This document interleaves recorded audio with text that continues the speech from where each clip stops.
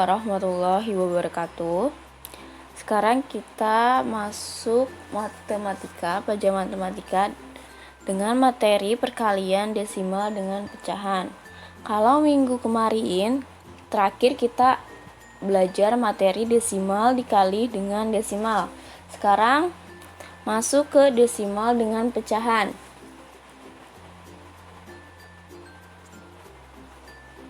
Perkalian desimal dengan pecahan dapat dioperasikan dengan dua cara. Dapat dilakukan dengan dua cara lagi. Yang pertama, dirubah ke bentuk pecahan terlebih dahulu. Lalu yang kedua, dirubah ke bentuk desimal terlebih dahulu.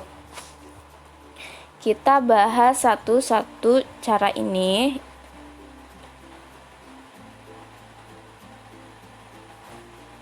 Sekarang kita bahas contoh cara yang pertama, berarti dirubah ke bentuk pecahan. Berarti yang bukan pecahan dirubah ke bentuk pecahan.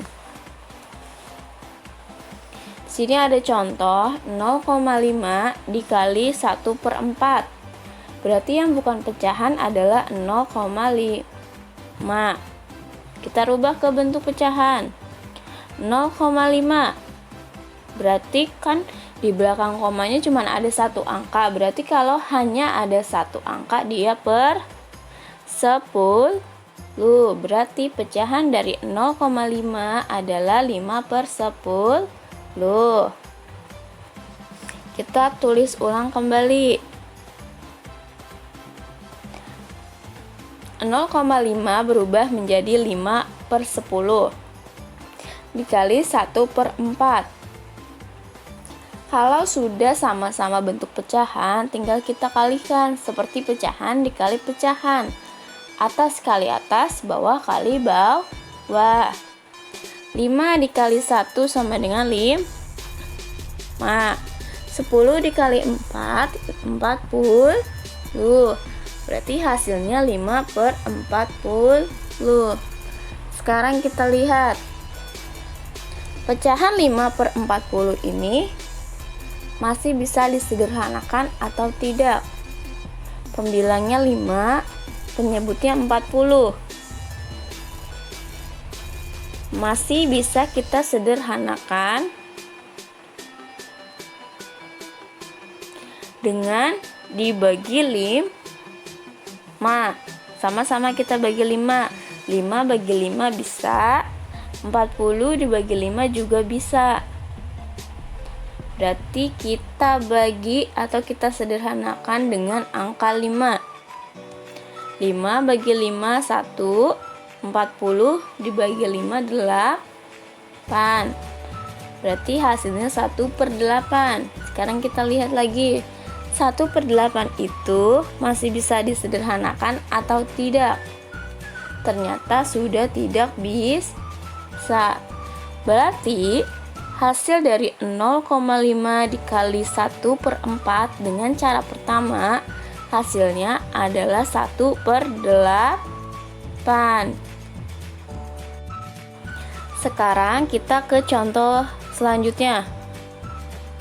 Di sini ada pecahan campuran dikali desimal. 1/5 dikali 2,65. Berarti kalau 1/5-nya kita rubah ke bentuk pecahan biasa dulu. Lalu yang 2,65 kita rubah ke bentuk pecahan. 2,65 ada dua angka di belakang koma, 6 dan 5. Berarti dia per 100. 2,65 sama dengan 265/100. Kita tulis ulang. Pecahan campurannya berubah menjadi pecahan biasa. Pecahan biasa dari 1/5 adalah 6/5. Lalu dikali 265/100. Kita kalikan seperti biasa, atas kali atas, bawah dikali bawah.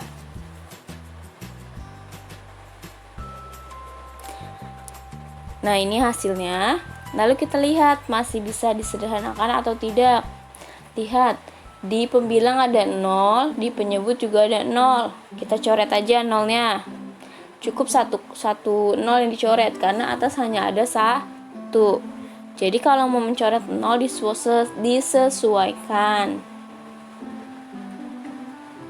Karena di atas hanya ada 1 0, berarti hanya 1 yang dicoret bawahnya.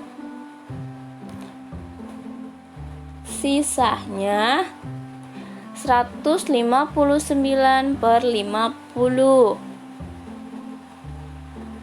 Kita lihat masih bisa disederhanakan atau tidak. 159. Berarti 9 itu kan ganjil. Angka belakangnya diperhatikan. 50 itu angka genap. Berarti atasnya ganjil, bawahnya genap.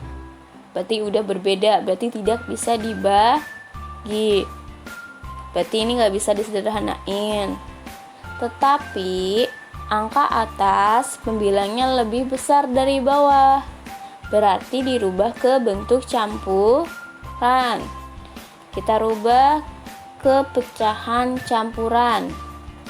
Pecahan campuran dari 159/50 adalah 39/50. Masih ingat kan cara merubah pecahan biasa ke bentuk pecahan campuran? Pembilang dibagi penyebut. Cukup 1 kali pembagian. Hasil dari 1/5 dikali 2,65 dengan memakai cara pertama hasilnya adalah 39/50. Ini adalah contoh dengan cara pertama yang dirubah ke bentuk pecahan. Sekarang kita akan membahas contoh cara kedua. Berarti dirubah ke bentuk desimal terlebih dahulu. Berarti yang bukan desimal kamu rubah ke bentuk desimal. Contohnya sama 0,5 dikali 1/4. Berarti yang 1/4-nya kita rubah ke bentuk desimal. Masih ingat kan caranya? Pecahan menjadi desimal. Pembilang dibagi penyebut sampai habis. Satunya di dalam, 4-nya kita taruh luar. Berarti 1 dibagi 4. Coba ingat, perkalian 4 ada tidak yang hasilnya 1? Tidak ada. Berarti atasnya kita tambahin 0, lalu yang di dalam itu angka 1 kita tambahkan angka 0 menjadi 10. Sekarang perkalian 4 yang hasilnya mendekati 10 dikali berapa? Dikali 2. 4 dikali 2 sama dengan 8. Lalu kita kurang. 10 dikurang 8, sisanya 2. Ingat kalau desimal itu harus sampai habis, ini belum habis. Sekarang kita ingat lagi perkalian 4 ada nggak yang hasilnya 2? Tidak ada. Berarti kita tambahkan angka 0 di belakang 2 ini menjadi 20. Tetapi atasnya tidak usah kamu tambahkan koma lagi. Tanda koma cukup sekali saja yang di depan.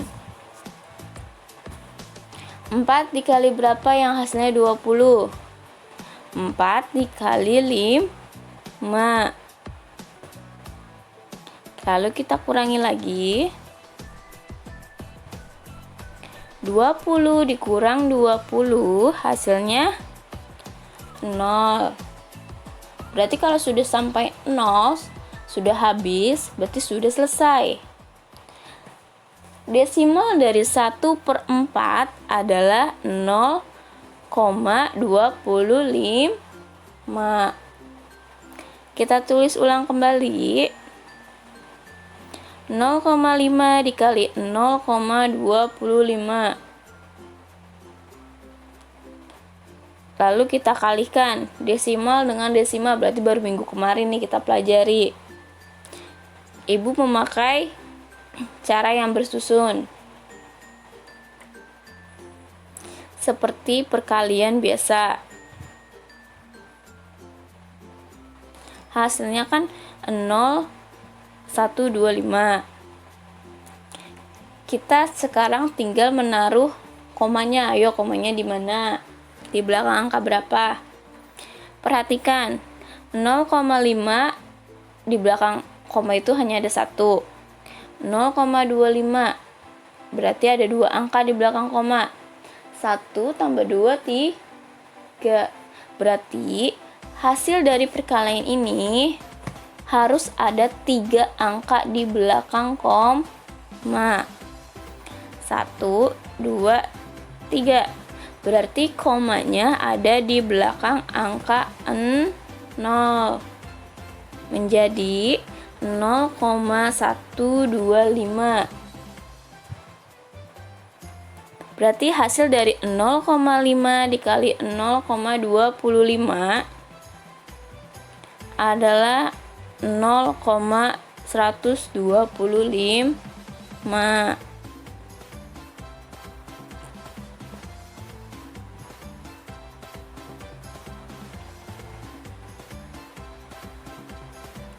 Di sini ada contoh lagi. 1/5 dikali 2,65.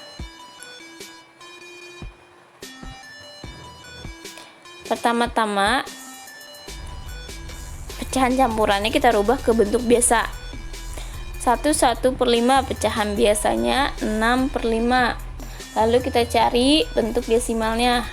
Berarti 6 dibagi 5. Hasilnya 1,2. Berarti desimal dari 1/5 adalah 1,2. Kita tulis ulang kembali. 1,2 dikali 2,65. Ibu memakai cara yang bersusun juga sama kayak contoh yang tadi. Kalau kamu nggak bisa desimal dikali desimal dengan cara bersusun kayak gini, bisa kamu rubah ke bentuk pecahan dulu. Ingat, desimal dikali desimal itu kan ada 2 cara. Pertama dirubah ke bentuk pecahan, yang kedua cara bersusun. Kalau kamu nggak bisa cara bersusun, berarti kamu rubah ke bentuk pecahan lagi.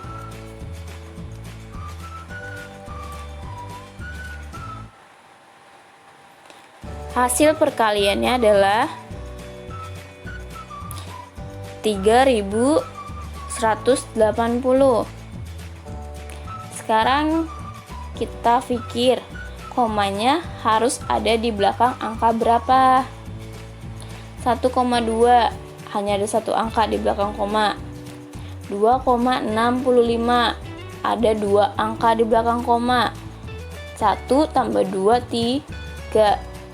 Berarti hasil perkaliannya harus ada 3 angka di belakang koma.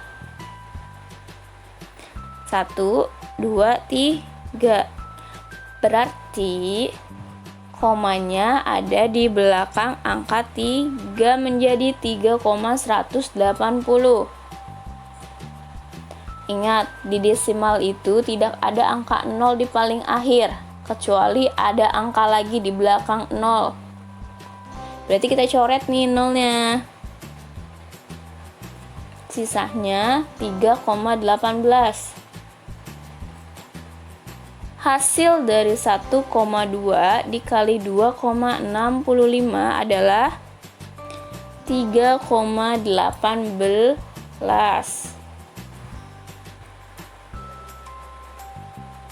Nah, itu tadi penjelasan desimal dikali pecahan. Ada dua cara.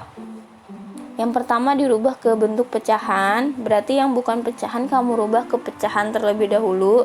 Desimalnya dirubah ke bentuk pecahan. Kalau cara kedua dijadikan bentuk desimal, berarti pecahannya yang dijadikan desimal. Kamu bisa memakai salah satu cara ini yang menurut kamu lebih mudah. Dan seperti biasa, di akhir materi itu ada latihan untuk evaluasi apakah kamu mengerti tentang materi hari ini atau tidak. Ada 10 soal. Kamu kerjakan di buku latihan matematika kamu. Soalnya ditulis kembali. Kamu kerjakan dengan memakai satu cara saja. Kamu pilih cara yang menurut kamu lebih mudah. Kalau kamu masih belum paham atau belum mengerti, kamu bisa langsung hubungi ibu. Nanti ibu ajarkan melalui video call. Oke? Terima kasih untuk mendengarkan atau melihat materi hari ini. Tetap semangat walau kalian belajar di rumah. Jangan main mulu ya. Wassalamualaikum warahmatullahi wabarakatuh.